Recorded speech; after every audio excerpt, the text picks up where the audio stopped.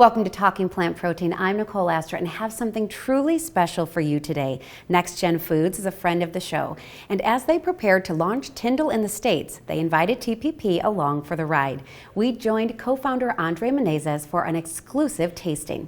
First of all, thank you so much for coming down here. We're in Chicago now, and then the idea of today is actually to try with some American fusion or cuisines that are popular in America, trying TiNDLE take on them and seeing how we like it, developing some recipes and some materials that could help our restaurant partners in the future.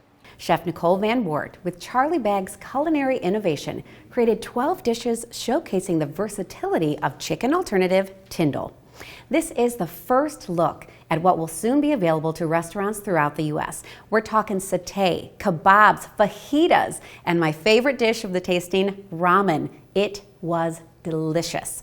I was sincerely blown away by what was on my plate. And for the first time in decades, I, as a vegetarian, was able to enjoy every morsel. So it was an inclusive experience as well. I'm Nicole Astor for Talking Plant Protein with a heartfelt thank you to the TiNDLE team.